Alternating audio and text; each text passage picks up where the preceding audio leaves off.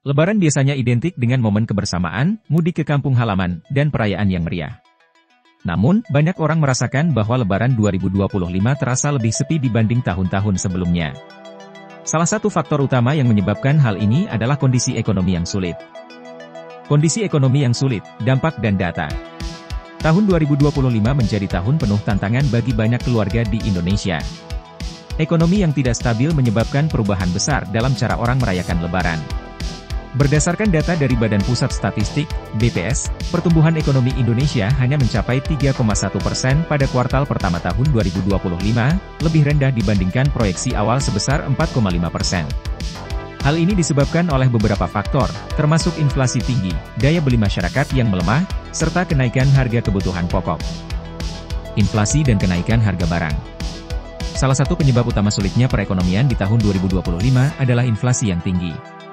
Data dari Bank Indonesia menunjukkan bahwa tingkat inflasi tahunan mencapai 7,8%, jauh di atas target inflasi yang sebelumnya dipatok di angka 3%.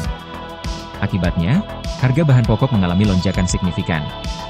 Beras naik dari Rp12.000 per kilogram menjadi Rp15.800 per kilogram, naik sebesar 31,7%. Minyak goreng dari Rp18.000 per liter menjadi Rp27.000 per liter, naik sebesar 50%.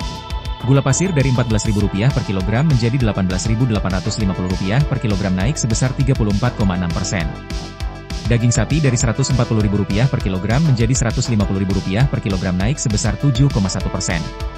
Kenaikan harga-harga ini menyebabkan banyak keluarga harus mengurangi pengeluaran mereka, termasuk untuk perayaan Lebaran. Masyarakat lebih memilih membeli bahan makanan dalam jumlah lebih kecil atau mengganti menu Lebaran dengan alternatif yang lebih murah. Daya beli masyarakat yang menurun. Daya beli masyarakat menurun drastis akibat kombinasi inflasi dan stagnasi upah. Berdasarkan laporan Kementerian Ketenagakerjaan, rata-rata kenaikan upah minimum regional, UMR, di Indonesia hanya sebesar 5%, jauh tertinggal dibandingkan kenaikan harga barang kebutuhan pokok. Hal ini menyebabkan 60% rumah tangga mengurangi konsumsi makanan Lebaran dibanding tahun sebelumnya. 40% pekerja informal mengalami penurunan pendapatan, khususnya di sektor perdagangan dan jasa. 50% rumah tangga menunda atau membatalkan mudik akibat tingginya biaya transportasi. Situasi ini diperparah dengan penurunan jumlah lapangan kerja di sektor industri dan jasa, membuat banyak keluarga mengalami kesulitan finansial yang lebih besar menjelang Lebaran. Penurunan jumlah pemudik. Mudik merupakan tradisi tahunan yang biasanya mengalami peningkatan jumlah pemudik setiap tahun. Namun, pada Lebaran 2025, jumlah pemudik menurun drastis. Data dari Kementerian Perhubungan menunjukkan bahwa jumlah pemudik turun 25% dibandingkan tahun 2024, dengan hanya 14 juta orang melakukan perjalanan mudik. Harga tiket transportasi naik rata-rata 35%, menyebabkan banyak masyarakat memilih untuk tidak mudik. Kenaikan harga bahan bakar sebesar 20% membuat biaya perjalanan darat semakin mahal. Selain faktor ekonomi, beberapa daerah juga mengalami lonjakan kasus penyakit musiman yang membuat masyarakat berpikir dua kali sebelum melakukan perjalanan jauh.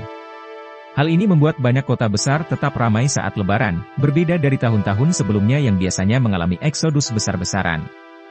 Perubahan pola konsumsi saat Lebaran. Karena tekanan ekonomi, masyarakat mengubah pola konsumsi mereka selama Lebaran 2025.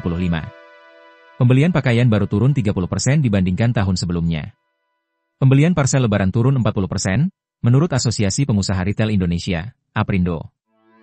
Permintaan daging dan makanan olahan turun 25%, mengindikasikan lebih banyak keluarga memilih menu sederhana.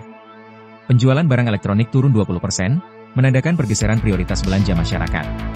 Para pelaku usaha di sektor retail dan kuliner merasakan dampak dari perubahan ini, dengan banyak toko dan restoran mengalami penurunan omset yang signifikan dibandingkan tahun-tahun sebelumnya. Dampak sosial dari sepinya Lebaran 2025. Sepinya Lebaran 2025 tidak hanya berdampak pada aspek ekonomi, tetapi juga pada aspek sosial dan psikologis masyarakat. Beberapa dampak yang terlihat antara lain: meningkatnya rasa kesepian. Banyak orang yang biasanya berkumpul dengan keluarga besar terpaksa merayakan Lebaran sendirian karena tidak bisa mudik. Hal ini terutama dirasakan oleh pekerja rantau dan lansia yang tinggal jauh dari anak-anak mereka. Penurunan aktivitas sosial. Biasanya, Lebaran menjadi momen silaturahmi antar tetangga dan saudara. Namun, dengan keterbatasan ekonomi dan mobilitas, banyak orang memilih untuk merayakan secara sederhana di rumah tanpa kunjungan yang berlebihan. Menurunnya donasi dan zakat.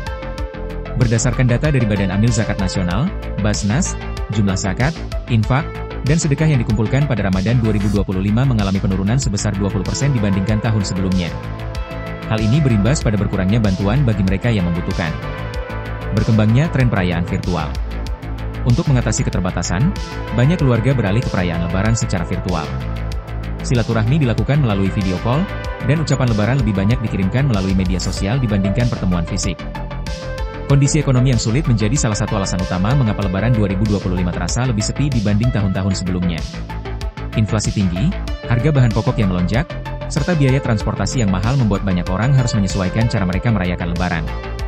Data menunjukkan bahwa daya beli masyarakat menurun, jumlah pemudik berkurang, pola konsumsi berubah, dan dampak sosial semakin terasa. Meskipun demikian, esensi Idul Fitri tetap sama, kebersamaan, doa, dan rasa syukur. Dalam kesederhanaan, masih ada kebahagiaan yang bisa dirasakan. Perubahan pola perayaan mungkin terjadi, tetapi semangat Lebaran tetap bertahan di hati setiap orang.